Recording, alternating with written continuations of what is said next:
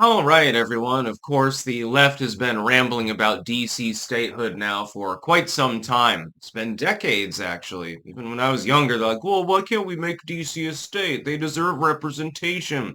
This particular article goes even more haywire, archived, of course, talking about DC statehood.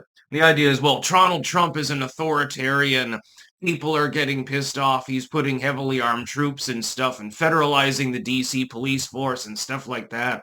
He's an authoritarian. And by the way, there's one particular line here. This is an opinion piece by John Nichols. And of course, this would be one of those The Nation articles. The District of Columbia is not a state. True. It's the legally enigmatic, underrepresented, and officially disempowered creation of a federal government that has a history of neglecting the needs and the potential of the nation's capital city.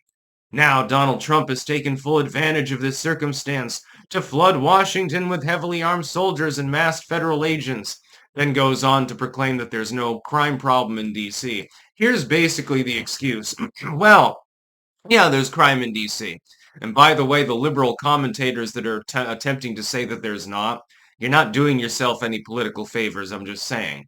But it's not as bad as Chicago. Yay, cue the laugh track. It's not as bad as Detroit or something, or St. Louis, so therefore there's no crime problem there. Well, there is excessive crime in DC. It's very high.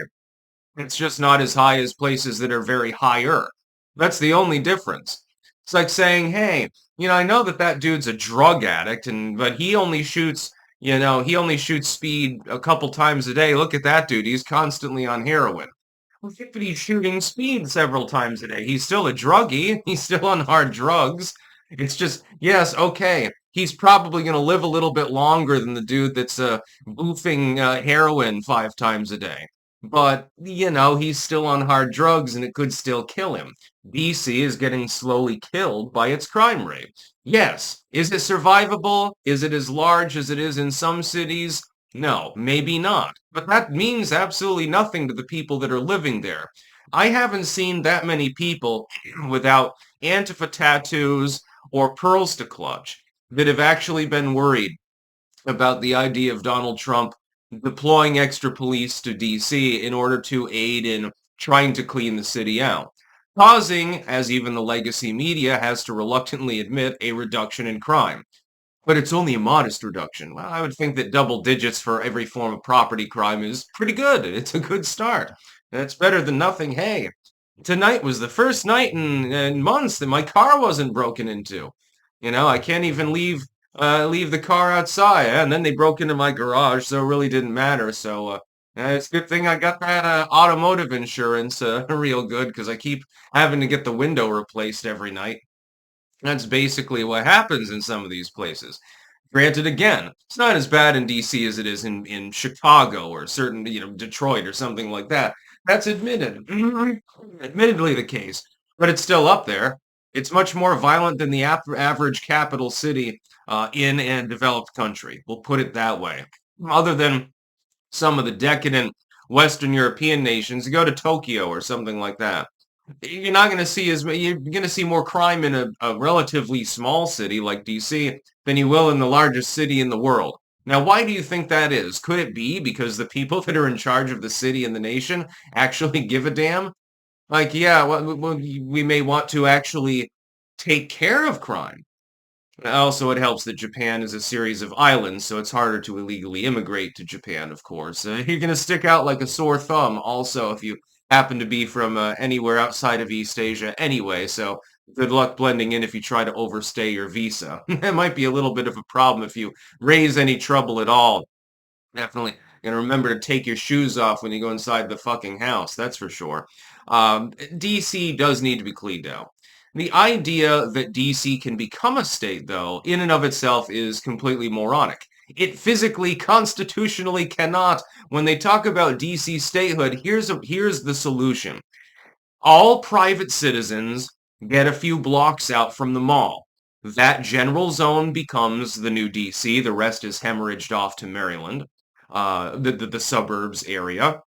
And within that mall, and for a few blocks beyond the mall, would be congressional housing and offices and things like that. Nothing would be zoned residential unless it were apartments and offices specifically for members of Congress and so forth.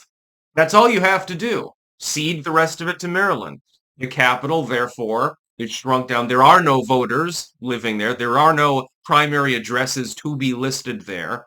Maryland absorbs several 100,000 people, and you call it a day. That's the only thing that you can do. What you have to do is take them all and the attendant immediate area that is necessary to do so, and simply make the capital a non-residential zone. It is understood only to be the residence of people that are working for the federal government explicitly.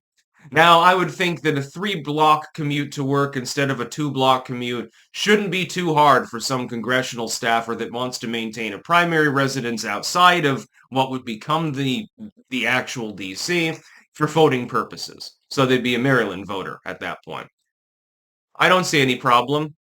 Of course, there is one issue is, let's say a pregnant lady is touring the Capitol Rotunda and gives birth all of a sudden. A baby was born in a federal district. I don't know legally actually what you would do in such a situation. I mean, you could be a resident of DC, I suppose, but it doesn't have any actual votes. What state would you therefore belong to? You'd have to have some sort of agreement with Maryland and Virginia, I suppose, depending on which side of the Mason-Dixon they happen to be from. Maybe they choose one or the other, you know? That would be funny. That would be interesting. I wonder what happens if you are born in DC.